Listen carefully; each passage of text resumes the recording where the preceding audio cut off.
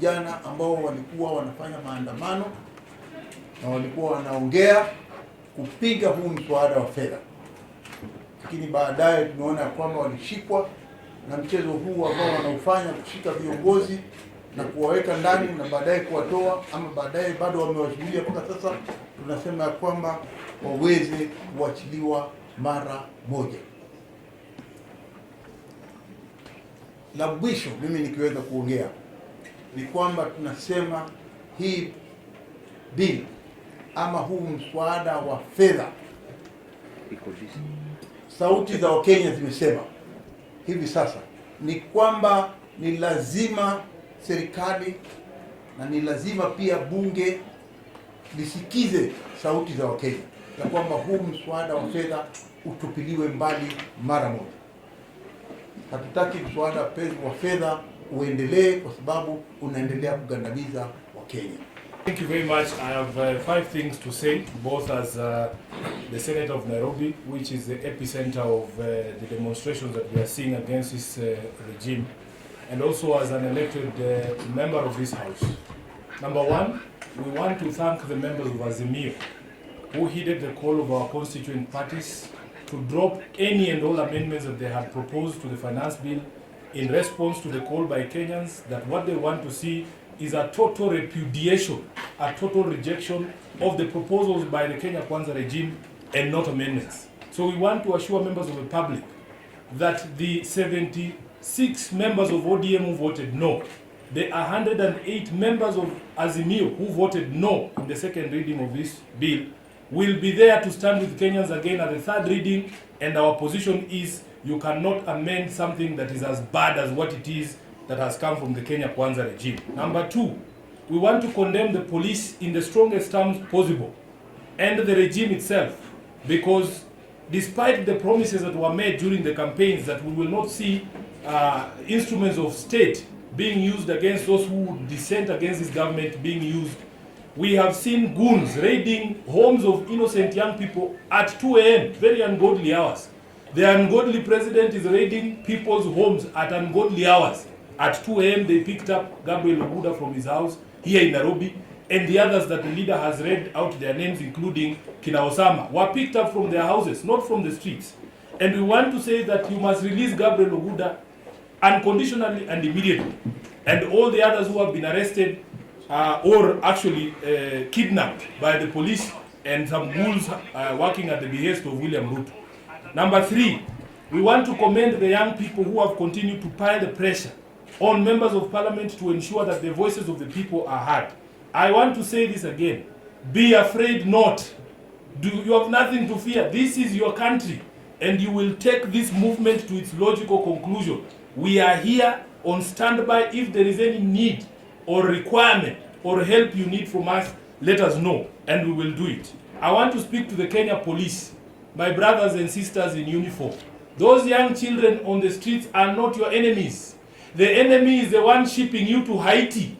Despite the position of the people of Kenya that we do not support the deployment of police to Haiti, he is shipping off our police officers. And to add insult to injury, he's only paying them a fifth of what they were supposed to be paid on that particular mission. We are being told our police officers have been paid only 20,000 shillings to go to Haiti. Yet William Ruto was given $100 million US by the US government for this particular mission. He is eating 80% of that money and sending you off to face those people in Haiti. And it is against the wishes of the people of Kenya. So I want our police officers to know that the public is not your enemy. We are fighting on the same side. Even here in Parliament, members of the police officers who work here were supposed to be added money, 20,000 shillings in addition to the allowances they receive here. Their boss came here and told them that they told the leadership of Parliament that if police officers working here are added money to their salaries, at wataharibu kazi. And yet these people are working for the Republic of Kenya. The bosses in the police force plus RUTO are the enemy, not the young people in the streets there.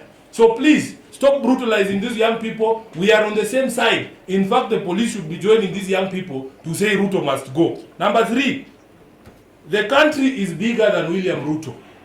What you are seeing out there is a total repudiation of William Ruto and what he stands for. The entire country has risen up to say Ruto must go. We want the president, because he has failed at this particular moment in time, even withdrawal of that bill will not be enough.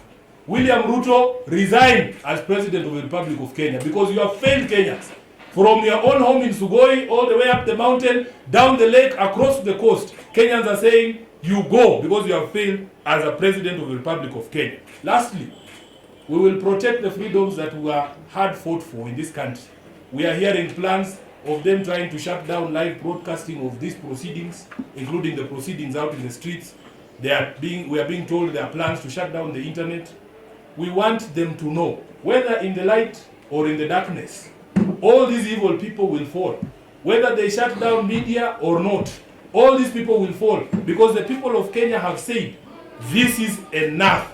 Enough is enough. William Ruto, you must resign as the president of the republic. You have failed the people of Kenya. I thank you. I want to add my voice to what my colleagues have said. I want to begin by reminding President William Ruto that he does not own this country. Ruto only owns a clueless government. This country belongs to all of us. We are telling William Ruto to give us back our country. If he doesn't give us back our country, we'll take it from him. Because he cannot continue to maim and harass and intimidate young people who are crying out to him and telling him that the cost of living is unbearable and this finance bill is unacceptable. I want to remind the president that what Kenyans are saying is that they are not interested in any amendment. And that's why I want to really applaud our members of the National Assembly from Azimio for withdrawing all the proposed amendments to the bill.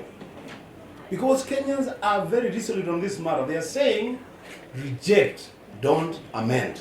That is the message. And what does it mean to reject? It means that this clueless government must go back to the drawing table, rework the bill, rework the budget, and as Azimio we have said that this government has budgeted a whole 1 trillion Kenya shillings for corruption. Remove that money from the budget, come to us with a budget of at most 2.5 trillion Kenya shillings, we can have a conversation. Right. Anything beyond that, we are not boarding. Lastly, I want to say that the voice of the people is the voice of God. If God ever spoke in Kenya in the last 1 week, he has spoken very loudly and very clear. And it started with professional bodies. They told the president through the budget committee and the finance committee that this cost of living is unbearable for Kenyans. Then business community joined in and they said, if this bill goes through, then we'll not be able to do business in this country. The law side of Kenya has spoken. The clergy have spoken. Azimio One Kenya has been speaking. Our children are on the streets. In every town in this country, they are speaking. If Ruto cannot listen to the voice of the people, which is the voice of God, then he has only one option: to leave office and let those of us in Azimio One Kenya who have an idea, experience, reputation on the management of public affairs take over the leadership of this country and move this country to the next level. My name is Catherine Muma, nominated senator. I would want to add my voice as a member of parliament who acknowledges that members of parliament are messengers of the people and not people who are supposed to lord it over the citizens. I also want to speak as a mother of Gen Zs who have decided to show us direction because the leadership of this nation has completely gone off course. First, I want to thank our young people I have always told young people that politics is everything and everything is politics.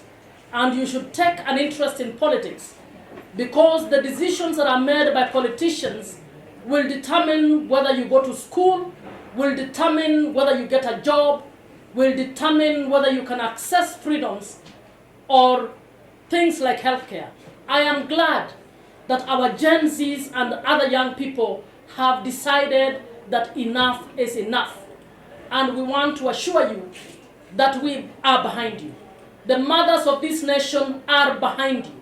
And I believe some of them will come out today to actually show support to you. As we do so, we want to ask the president, who said that he will listen to the people, to actually call back his troops from the National Assembly right now, who are busy doing the exact contrary decisions to what the president said. The president said he will listen. He needs to actually call his troops to withdraw the entire bill. And I believe in 1 week, we can have a conversation that can calm down this nation. But clearly, we can see a lot of arrogance around Parliament. We can see chest thumping of those who feel they want to show what government might is. I want to tell the government that Article 3 and Article 1 were put before the executive and Parliament precisely because the people of Kenya are supreme. And they are the ones who have employed us, whether parliamentarians or the executive, to represent them. We must listen to the people of Kenya. I'm praying and asking that they stop all these abductions and we get into an inquiry about the 2 young men who were killed senselessly when they were actually peacefully protesting. So, in solidarity with these young people, in solidarity with our Azimio team, I want to condemn in the highest order what is happening by the police, and I want to support the full rejection of the finance bill. Thank you. We'll cross that bridge when we get there, because our position is what the people say is what we in Azimio will do. As of now, the instructions are very simple. Reject, do not amend.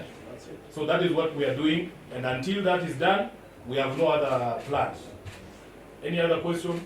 Thank you very much. We always appreciate you guys.